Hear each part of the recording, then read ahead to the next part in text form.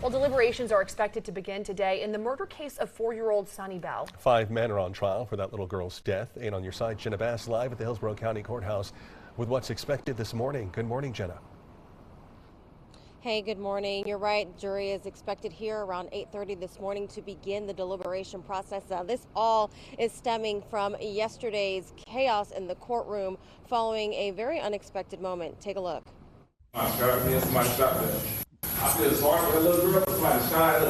A stunning courtroom moment that interrupted closing arguments. An outburst from defendant Avante Sampson telling the courtroom his version of what happened that fateful day. Suni Bell was riding in the back of her uncle's car in August of 2021 when she was fatally shot. 2 minutes and 6 seconds is what it took to end the life of an innocent child and change the life of her family forever. Police say men from 3 other cars opened fire, killing her. All 5 men face multiple charges, including first-degree murder. Each of the defendants is charged in this case, and each of the defendants is guilty.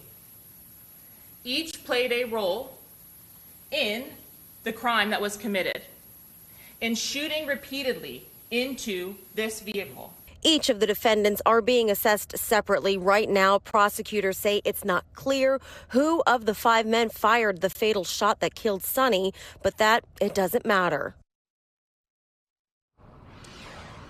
And of course, we'll be back in the courtroom today to monitor the trial, and we'll bring you any updates that we receive either on air or online. You can check out our website, WFLA.com. For now, we're live in Tampa. Jenna Bass, 8 on your side.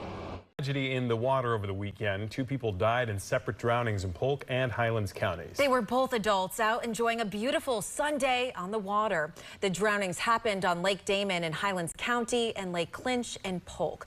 That's where News Channel 8's Stacey DeSilva joins us now live with the details. Stacey. Really sad day in both these counties. Brittany, the sheriff says that a man was at a pavilion when he noticed his boat was floating away here on Lake Clinch. He went in to retrieve it, and that's when tragedy struck. It's a tragedy on a Sunday afternoon in Frostproof. Polk County Sheriff Grady Judd says his deputies and Frostproof Fire Rescue found the body of 52-year-old Pierre Plord at the bottom of Lake Clinch Sunday afternoon. It was too late to save him. Pierre Plord was doing what he should have been doing with his family, and he was on Lake Clinch having a great time. When his boat began to float away, the sheriff says Plord swam out to get it. He began screaming for help and then went under the water. Meanwhile, on Lake Damon in Avon Park, Florida Fish and Wildlife Conservation Commission reports 29-year-old Chase Parrish fell into the water, struggled, and drowned. It's a very overwhelming situation. Joel Woodside is operational manager at Inhale, Exhale Swim, which provides swim lessons to people starting at 6 months old. His advice for people struggling in the water is to try to relax. We always try to tell them if they don't know how to swim, try to get your chin to the sky and get on your back so you can breathe on your back and possibly just relax and float. He also suggests wearing a Coast Guard approved life jacket. Sadly, this lake is no stranger to tragedy. In June 2023, a 17-year-old died after he was ejected from his jet ski. Reporting live in Frostproof, I'm Stacey DeSilva, 8 on your side. All right, sounds good. Thank you, Jeff. A man accused of going into a coffee shop with a vendetta is now banned from the Riverview Shopping Plaza. Tonight we have the video that shows the man actually driving into the parking lot here. The local business owner says they were harassed because they were flying their country's flag. News Channel 8's Ryan Arbogast joining us live from the Cali Cafe. This is off US 301 in Riverview. He has the story for us. Ryan. Keith, the owners of this local business say the Colombian flag that's right behind us was the main point of contention. They tell us it's a symbol of cultural pride, and they actually use it so people can find their small coffee shop. But the man that came into this business says he needed it taken down. This isn't a birthday party. This is a suspect driving an ice cream truck. With a mouthful of ideas, that's anything but sweet. So this gentleman doesn't park. He double parks in front of our cafe, jumps out, runs in, and starts berating my beauty, one of my baristas, and asking her about the flag, saying that we were illegally flying that flag. Owner of Cali Cafe, Rick Goliveros, has been in business at this plaza off of US 301 in Riverview for half a dozen years. We've been flying that flag for 6 years without issue. On Friday afternoon, that all changed. The small cafe full of baked goods and imported coffee turned into a place for hate. Slurs, threats, and everything in between. At one point, she's crying, and he says something to her and runs back to the car, and she thought he was going for a weapon. Fearing for their lives, the baristas here called the Hillsborough County Sheriff's Office and closed their doors early. HCSO easily tracking down the driver of the ice cream truck thanks to this surveillance video from a nearby business. He has been trespassed from the whole plaza, from the entire plaza, not only from my cafe. If he shows up, 911 and the deputies will come out here and arrest him. Cali Cafe is now back open. They tell us they hope to go back to what they do best, the things you can see behind the display case. I tell him this: I forgive you, I understand you were at a bad place at a bad moment in your life, and unlike you, I wouldn't mind talking to you.